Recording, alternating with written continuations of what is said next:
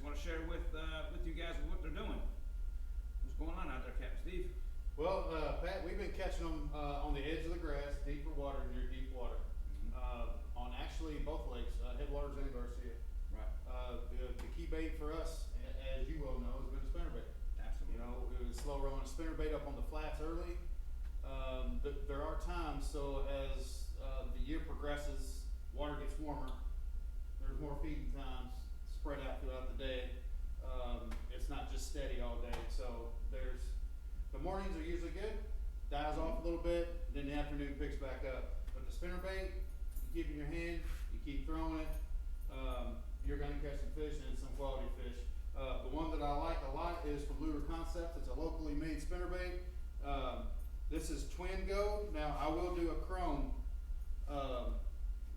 willow with one single gold willow as well.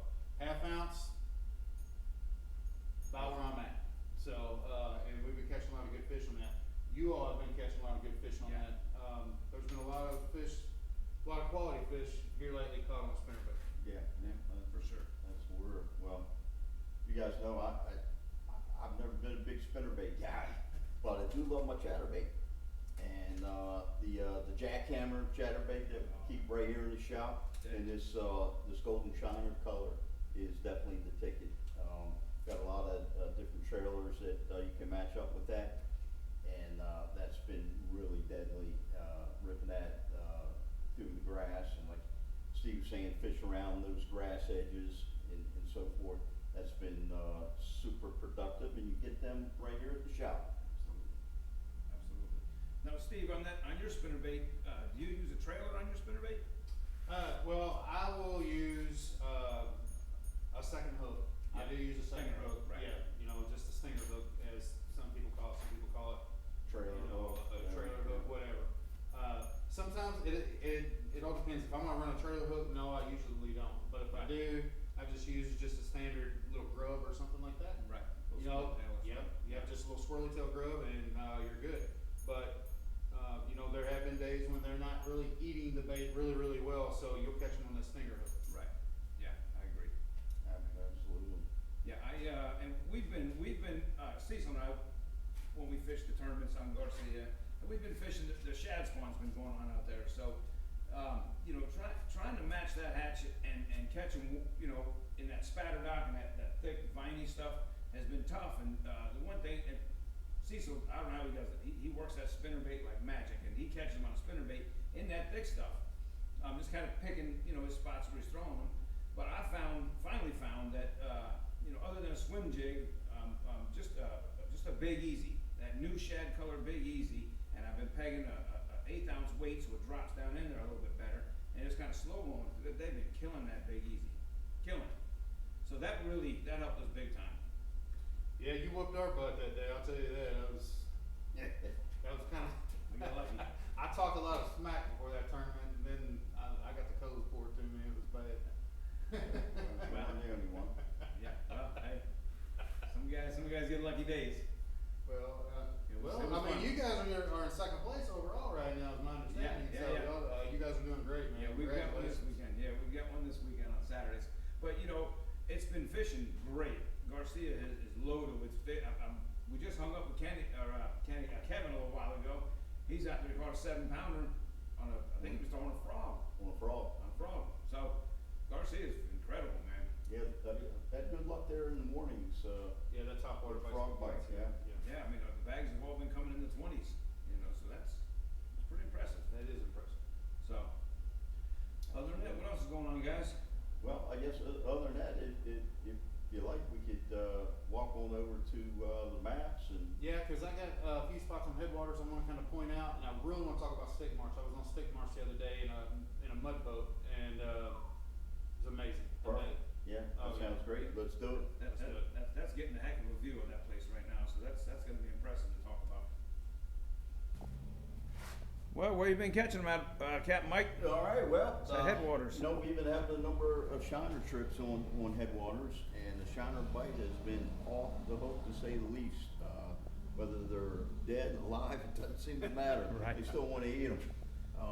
But, you know, there's a couple different places, when you come down out of this S canal, you know, it's still blocked down around here. So take that cut, there's some spots up on this, northwest flat area, you just look for some of the deeper, ditches. It's got the hydrilla growing around the edges of it. And then, of course, come down into the lower Egan part of the lake. And again, any of these, It went black.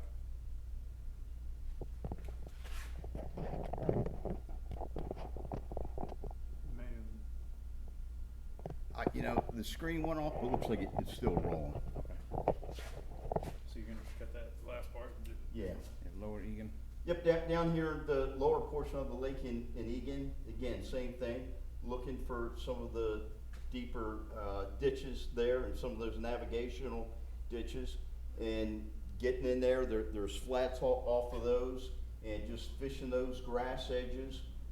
And that's really true whether you're fishing with live bait, you know, shiners, or even artificial bait right now. In the mornings, topwater bite has been pretty darn good. They're eating a frog. I know that's one of my favorite ways to fish, and I'm sure it is for a lot of other guys too. So the frog bite's been good. And how about you, Captain Steve?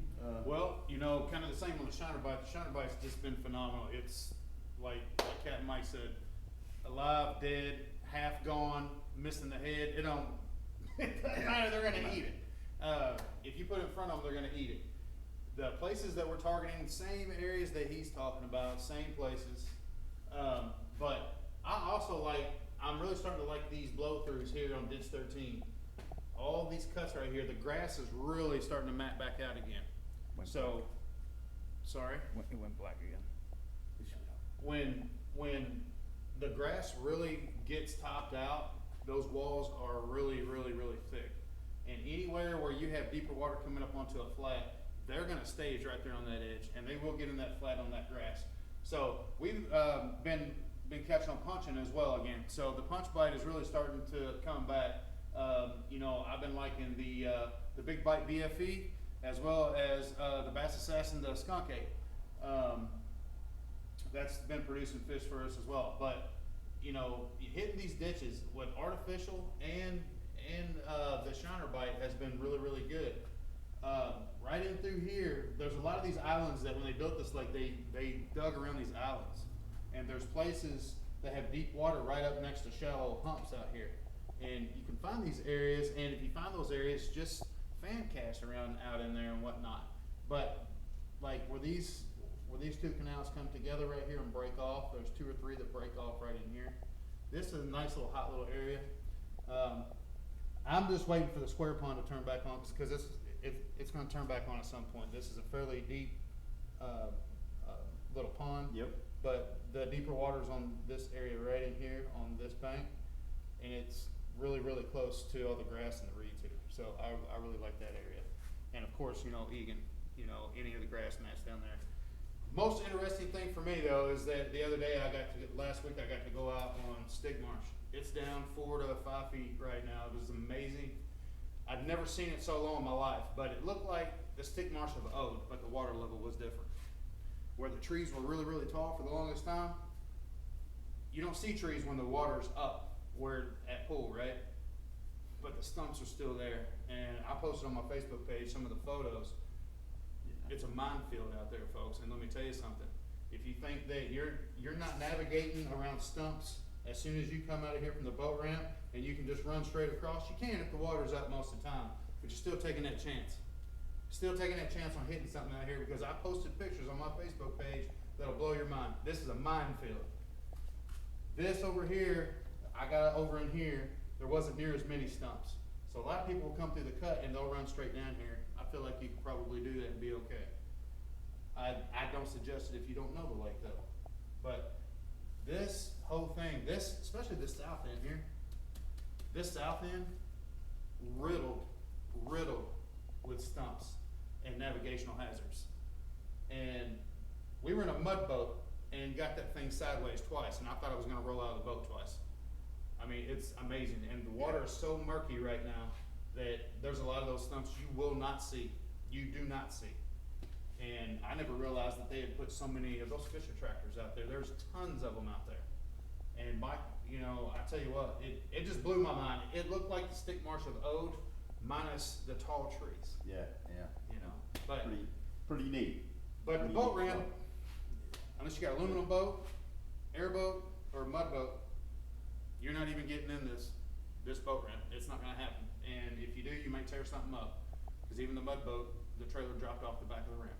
Mm. So on both sides, we tried both sides. Mm. So you cannot navigate this safely right now. So if you go out there in a smaller boat, just be careful. Yeah, Take maybe, your time. maybe we'll share some of But those there are pictures in bags there. on that spinnerbait on a lot of these stumps out here. So in other words, don't waste your time with a bass boat. Absolutely not. I wouldn't do it for $1,000 trip, $5,000 trip, because you're gonna tear something up or put a hole in your boat.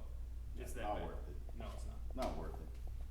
So if you guys are ready and want to come down and fish with us, summertime does not mean the bite lags off. Summertime only means that it doesn't last all day. But the early morning bite and the late evening bite is fantastic. You Absolutely. can jack them on shiners. I mean, you can absolutely jack really big fish on shiners still. And come see us down here, Fellsmere Fishing HQ. That absolutely, and guys, you know, think about it, in the summertime, we have more stable weather patterns. It's hot, you know, and the weather doesn't fluctuate as much, so the water temperatures in the lake are a lot more stable, and it raises the metabolism of these fish, and they don't get, you know, spooked out by cold fronts and things like that, so anybody that tells you that the fishing's no good in Florida in the summertime, they're lying to you. Yeah. So make sure, hey, come down, we'll put you on some nice fish, and like Steve said, early morning, evening trips. Yep. Not a problem, we'll accommodate, whatever you guys are looking for. Yeah, flbigbassadventures.com. Check us out on there. You can reach out to us on that. You can come here in the shop here and also get hooked up with us. Yep, FellsmereFishingHeadquarters.net.